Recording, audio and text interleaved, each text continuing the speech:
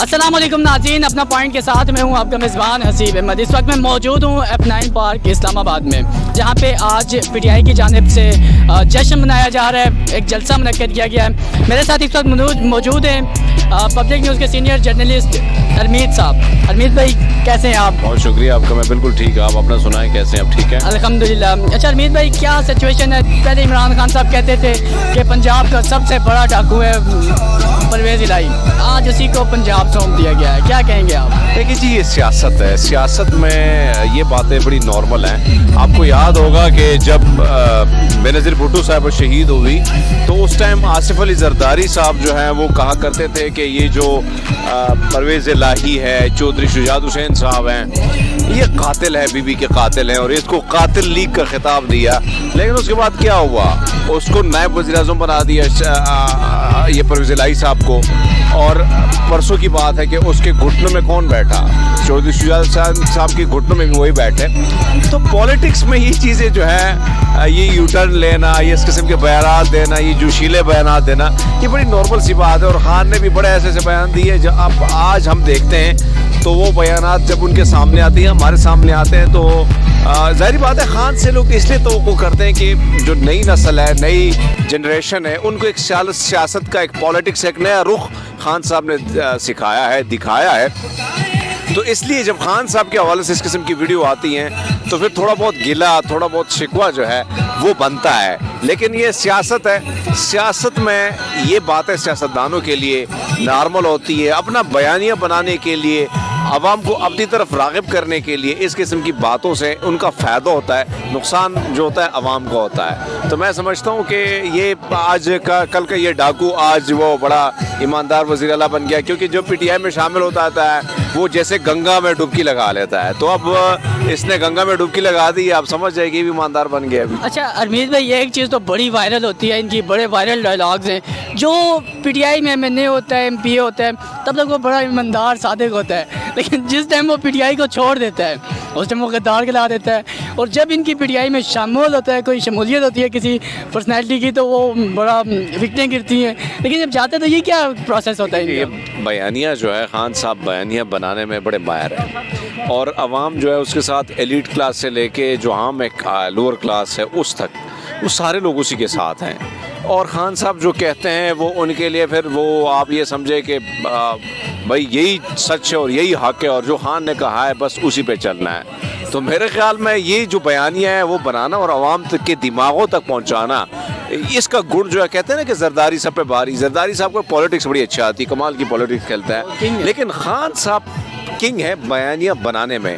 अभी तक आप देखें ना कि इस 70 ईयर एज में जितने जलसे वो कर चुके हैं, जिस किस्म से एक्टिव हैं, जिस तरह यूट्यूबर्स को, जिस तरह वो मुख्तलिफ चैनल पे जिस किस्म की इंटरव्यू दे रहे हैं, तो आप हैरान होंगे। आप सोचेंगे कि उसके मुकाबले में मरियम नवाज साहब बिल्कुल यंग है, बिलावल भुट्टो साहब बिल्कुल यंग है, ना वो क्राउड को पुल कर सकते हैं, ना उन्होंने क्राउड को वो किया है। तो ये जो सिचुएशन है, मैं समझता हूँ कि इस वक्त खान को ये क्रेडिट जाता है कि कम से कम क्राउड को अपनी तरफ ले आता है। ये चीज़ है। बाकी पॉलिटिक्स में ये चीज़ें चलती हैं, लेकिन हाँ, यहाँ पे हम देखेंगे एनर्जी लेवल जो है खान का इंतहाई कमाल का है। उसको जितना आप कहें अप्रिशिएट करें कम है। अच्छा हरमीत भाई, इस वक्त बड़ी न्यूज़ चल रही है गवर्नर राज की। गवर्नर राज राना सनाउल्लाह कहते हैं कि हम लगाना चाहते हैं। गवर्नर राज कौन लोग लगा सकते हैं और किन हालात में लग सकता है? देखिए, गवर्नर राज के लिए ज़ाहिर बात है इतना आसान नहीं। 18वीं तरमीम के बाद ये सारी चीज़ें मुश्किलात हो गई। 18वीं तरमीम के बाद सूबे के पास इख्तियारात होते हैं, और उसी इख्तियारात के तौर पर वो इख्तियारात आप पहले तो आपको ज़ाहिर बात है प्रेसिडेंट आपके साथ हो, फिर कौमी असम्बली, तमाम तर चीज़ों को मिला के कहीं गवर्नर राज लगता है। ये ऐसे भूंगी शेख रशीद ने भी बहुत मारी थी कि सिंध में गवर्नर राज लगा दो, वहाँ लगा दो, यहाँ लगा दो। राना सनाउल्लाह ने भी बोंगी मार दी है, कोई फ़ायदा नहीं होगा। इस किस्म के बयानात जो हैं ये सियासी होते हैं, और इसका कोई अमल दखल सियासत के हवाले से सिर्फ इतना होता है कि वो एक हल्का सा इम्पैक्ट छोड़ लेते हैं कि हाँ, हम जो कर रहे हैं हम कुछ कर सकते हैं, क्योंकि इस वक्त दबाव बहुत ज़्यादा है, दबाव खान का बहुत ज़्यादा है, बयानिया उसका चल रहा है, अवाम उसके साथ है। تو کہیں نہ کہیں اب یہاں دیکھیں نون لیگ کی بھی تو ساکھ گر گئی ہے نا. ایک مہنگائی ہے, لوڈ شیڈنگ ہے, پھر جو آپ یہ دیکھیں نا کہ 14 پارٹیاں ایک سائڈ پہ, اور خان صاحب کے جو بیانیہ ریجیکٹ ہوا, سپریم کورٹ نے ریجیکٹ کیا, امریکہ نے ریجیکٹ کیا, پارلیمان نے ریجیکٹ کیا, پاک فوج نے ریجیکٹ کیا, لیکن خان صاحب اس بیانیے کو کیسے ڈیلیور کر کے چلے گئے.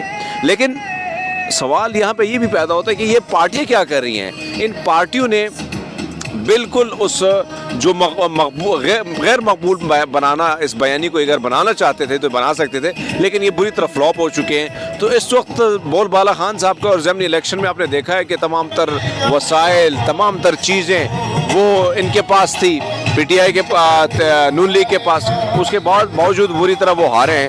تو اس سے اور بڑی بات کیا ہو سکتی ہے؟ کیا لگتا ہے جو آگے بڑے الیکشن آنے والے ہیں تو اس میں کیا لگتا ہے کس طرف رک جائے گا؟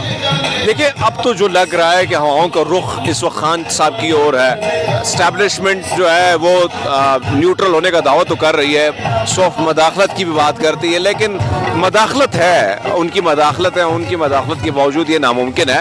اس وقت سافٹ جو ہے میں سمجھتا ہوں کہ فوج میں بھی بہت سارے لوگ جو ہیں وہ خان صاحب کے ساتھ ہیں, اور اسی طرح خان صاحب جو ہیں 1 2 3 جرنیلوں کے علاوہ خان کے ساتھ تمام تر فوج کھڑی بھی نظر آ رہی ہے, ریٹائرڈ فوجی بھی اس کے ساتھ ہیں. تو میں سمجھتا ہوں کہ جو معاملات مجھے لگ رہے ہیں, جو حالات دکھائی دے رہے ہیں, اس وقت خان کا پڑنا بڑا بھاری لگ رہا ہے مجھے.